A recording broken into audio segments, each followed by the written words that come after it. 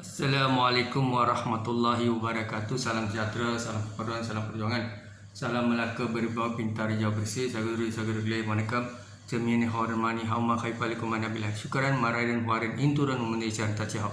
Tuan-tuan dan puan, saya Muhammad Anwar Fahmi Haridas bin Abdullah selaku Presiden Pertubuhan Masyarakat Sivil Melaka tampil lestari menjunjung tinggi pelbagai persekutuan Artikel 5 to 19 Freedom of Speech, Ethnic Religion, choose your own school of thought, voice out. Saudara, kita bukan negara yang mengamalkan totalitarian, authoritarian, military regime. Kita negara demokrasi berparlimen, menjunjung tinggi kedaulatan undang-undang dan menghormati Raja Melayu Tuanku Sultan, menghormati Akta Polis 1967. Tuan-tuan dan puan, hari ini saya ingin memberi pandangan berkaitan dengan kelonggaran yang kerajaan bagi kepada rakyat, khususnya mereka yang memiliki atau telah mendapat 2 dos suntikan vaksin. Dan untuk makluman tuan-tuan dan puan, itu satu kelebihan lah bagi mereka yang telah mendapat vaccination, dan mereka boleh bergerak dan memulakan aktiviti sosial mereka ataupun disebutnya ekonomi secara mengikut SOP. Dan banyak jugalah pengusaha-pengusaha dan juga mereka-mereka yang berada di mungkin pengusaha gerai, shopping mall, kedai gunting dan sebagainya. Mereka tidak membenarkan rakyat Malaysia yang hanya ada 1 dos suntikan vaksin masuk dan ataupun mendapatkan perkhidmatan, termasuk gunting rambut, mungkin jugalah shopping kompleks, dan juga makan di restoran, ya, berkaitan dengan kes-kes begitulah. Jadi persoalan sekarang ni saya nak menarik perhatian Yang Amat Berhormat Perdana Menteri, iaitu Datuk Seri Ismail Sabri Yaakob. Yang pertama, tolonglah segerakan pembentukan jemaah menteri dan portfolio menteri, supaya mereka ni bukan sahaja memikirkan jawatan ataupun kedudukan mereka sebagai jemaah menteri, siapakah yang dapat peluang untuk menjadi menteri dan jemaah menteri, adakah tersenarai dalam jemaah menteri kabinet. Tapi yang paling mustahak adalah segerakan menteri yang ada kualiti, mempunyai karisma, intelek, dan fit enough to lead or to rule, to hold the minister position in any ministry, ya. So maknanya mestilah capable, integritinya tinggi, intellectual, critical thinker, ya, minister yang fit untuk lead. Sebab kita mahu menteri-menteri yang segerakan decision making, dan mereka yang mempunyai idea-idea inovasi yang tinggi, karisma. Baik, itu penting. Kalau kita drag jemaah menteri ini, dia menyusahkan banyak benda, termasuk Kementerian Kesihatan, ya, Kementerian Keselamatan dan sebagainya.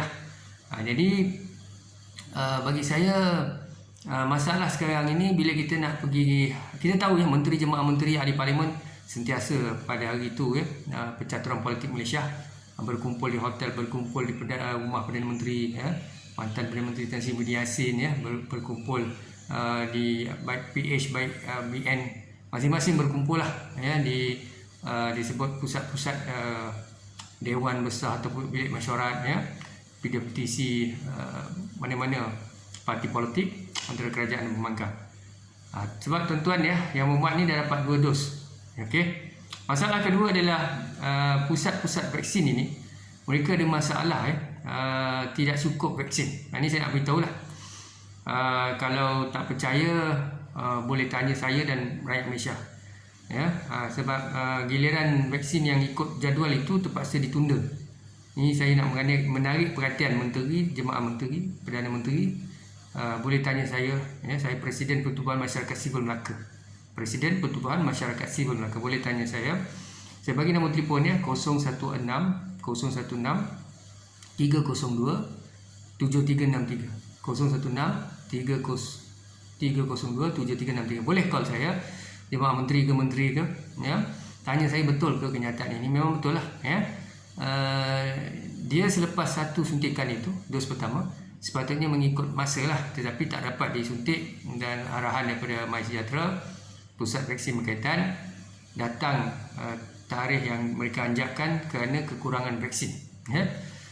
Jadi saya nak sebut begini, dia juga memberi kesan kepada rakyat Malaysia, dan kita tengok masyarakat ataupun warga asing mendapat vaksin ya kita manusia, kita perlulah juga memberi perhatian kepada warga negara asing yang berada di Malaysia yang pekerja-kerja, kerana mereka kalau dijangkiti COVID dia akan merebak kepada rakyat Malaysia juga, so tidak ada beza. Cumanya warga asing telah mendapat juga suntikan, tapi rakyat kita sendiri masih ada juga yang belum dapat dos pertama. Itu lagi kesian, rakyat Malaysia, warga negara sendiri belum dapat lagi dos pertama. Ini so apa masalah ni? Tan Sri Muhyiddin Yassin telah menyatakan bahawa Kerajaan Perikatan Nasional sebelum ini telah menempah hampir 90 juta vaccination. Kalau saya silap, kena cek balik lah. Tapi apapun, saya dipahamkan begitu. Kerajaan Perikatan Nasional sebelum Tan Sri Muhyiddin Yassin meletakkan jawatan bersama KSN di pejabat PMO, dipanggilnya pegawai kanan PMO dalam berapa mungkin 15 minit. Tan Sri Muhyiddin Yassin the last day before dia withdraw daripada kabinet, dan Tan Sri menyatakan dia dah buat yang terbaik untuk rakyat dan negara. Baik, dan dia kata melebihi vaksin terlalu banyak di Malaysia, melebihi apa yang kita nak. Tapi saya nak tanya Tan Sri Muhyiddin Yassin, KKM, menteri pun tak ada dah sekarang ni KKM, dia tolonglah segerakan pembentukan jemaah menteri, sebab banyak keputusan tak dapat diambil, termasuklah pelantikan ketua-ketua jawatan di mana-mana organisasi lah. Ada yang melibatkan pelantikan itu melibatkan menteri, jemaah menteri, perdana menteri. Tapi oleh kerana perdana menteri pun tak dapat nak lantik jemaah menteri, menteri pun tak ada, kementerian berkaitan, maka ketua-ketua jabatan di organisasi atau institusi ataupun mana-mana GLC company tak boleh nak dilantik. Sebab apa? Kerajaan belum lagi ada jemaah menteri. Masalah ni. So benda ni kena cepatkan, walaupun sebab kita dalam keadaan krisis, bila krisis tak boleh terhege-hege, fikir termenung, berebut jawatan, perkara-perkara yang remeh tak boleh lah, kena matang, kena bijak, kena jiwa besar. Baik, seterusnya ini masalahnya, sekarang ni vaccination katanya tak cukup. Jadi dari segi pelbagai persatuan bagaimana? Hak rakyat untuk bergerak bebas ni tak boleh sebab vaksin tak ada. Bukan rakyat tak nak cocok vaksin tak ada. Kalau mantan Perdana Menteri kata ada vaksin, kenapa pusat pengagihan ataupun pusat suntikan vaksin ini dia anjakkan tarikh tu? Dia tak dapat tarikh yang sepatutnya. Dah dapat satu dos yang keduanya sepatutnya tarikh yang telah dijanjikan, tetapi tarikh itu terpaksa dipindah kerana tidak cukup vaksin. Jadi siapa nak jawab ni? Siapa nak jawab? Boleh Perdana Menteri boleh bantu menjawab, ataupun sebenarnya rakyat tidak mahu sangat jawapan. Yang rakyat mahu sekarang vaksin. Segerakan. Sebab saya yakin percaya Yang Berhormat Ahli Parlimen kita nampak sihat semua. Alhamdulillah. Syukur pada Allah. Yang Berhormat walaupun dah berusia sihat semua, kerana ialah satu faktor Allah Ta'ala beri kesihatan yang baik. Yang keduanya adalah vaccination, dah dapat suntikan. Jadi bebaslah bergerak, melompat, berjumpa, berpeluk, bersalam, berbincang di hotel, berbincang di mana-mana lah. Tapi rakyat macam mana? Jadi saya minta lah sebagai Presiden NGO supaya Menteri prihatin, dan begitu juga isu-isu berkaitan dengan masalah di akar umi lah, sebab kita orang ramai nak bergerak, nak keluar, nak bekerja, nak memulakan perniagaan. Jadi yang kedua, isu berkaitan mereka yang macam mana ni, mereka-mereka yang bekerja di kedai, supermarket, hypermarket, mereka sendiri tidak dicocok vaksin, belum dapat suntikan tapi mereka bekerja. Memanglah dia serve rakyat apa semua, tapi kalau kita ikut logik dia, siapa yang tak risiko jangkitan COVID, siapa yang tak dapat vaksin ni lebih tinggi. Kalau begitu, orang yang kerja di kedai, yang bekerja di pusat-pusat tertentu perkhidmatan, adakah mereka telah dicocok vaksin? Kedai gunting lah, kedai gunting.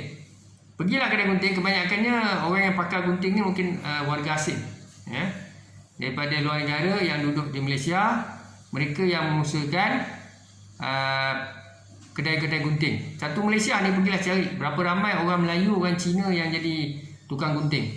Kebanyakan tukang gunting adalah warga asing. Saya tak nak sebutlah daripada negara mana apa semua, takut nanti resis, orang kata macam-macam.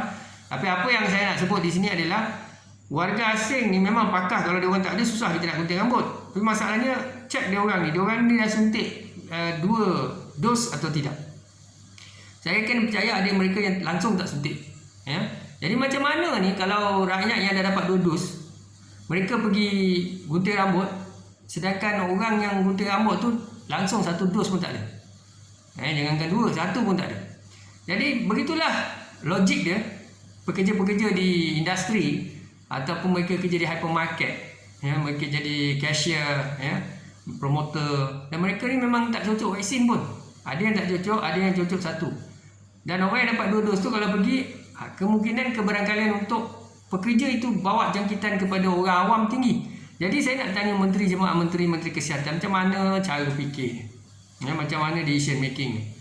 Jadi saya bukan nak memperlekehkan, membertikai, tidak, bukan nak mengajar, nak cakap pandai, tidak ya. Sebenarnya negara kita tanggungjawab kita. Jadi sebagai presiden NGO, jangan ugut, jangan ancam, jangan salah faham. Jangan cuba menjumutkan kami lah, sebab civil society organisation memanglah ditubuhkan untuk menegur pihak kepimpinan dan pemimpin dan kerajaan. Sebab itulah NGO ini ada, bukan NGO yang sentiasa menyokong, tidak. NGO ni dia ada prinsip, menegur, mencadang, sokong. Ramai NGO yang menyokong kerajaan atau pembangkang, terpulanglah mereka nak sokong, tak ada masalah. Benda yang baik memanglah kita sokong. Tapi ada benda yang tidak rasional, maka kita jadi perantaraan antara rakyat dengan pemimpin. Jadi saya minta lah kepada Yang Berhormat Menteri, fikirkan segera, tolonglah Yang Amat Berhormat Datuk Seri Perdana Menteri YB Ismail Sabri Yaakob, tolonglah bentuk jemaah menteri cepat sikit, hentikanlah perbuatan politik ni. Sekarang ni dah habis cerita 114 kursi, dah habis cerita 96 kursi, Pakatan Harapan semua dah habis dah. Cerita sekarang ni adalah buat kerja. Tunggulah pilihan raya PRD 15, serah pada rakyat tahu nak buat apa. Tapi sekarang ni menteri jemaah menteri, tolonglah buat kerja. Jangan jadi menteri jemaah menteri asyik-asyik rebut kuasa, siapa nak jadi jemaah menteri, siapa nak jadi menteri. Jadi rakyat ramai hilang nyawa, macam-macam masalah kementerian, ketua-ketua jabatan institusi ini pun tak ada ketua-ketua mereka sebab tak boleh dilantik. Menteri pun tak dilantik. Macam mana menteri nak sign surat-surat tu? Kementerian, institusi, organisasi, GLC company, dia punya CEO, ketua jabatan ataupun dia punya bos-bos ni tak boleh nak di release nama-nama itu kerana menteri pun tak ada. Perdana Menteri pun tak boleh nak buat decision. Jadi saya minta tolonglah, sampai-sampaikan video saya, fikir positif, kita negara demokrasi berparlimen, critical thinking, first class mentality. Jangan ugut rakyat, jangan ugut belia, jangan ancam NGO, jangan. Mereka bagi idea yang baik, terimalah secara positif. Syukran dan terima kasih. Assalamualaikum warahmatullahi wabarakatuh.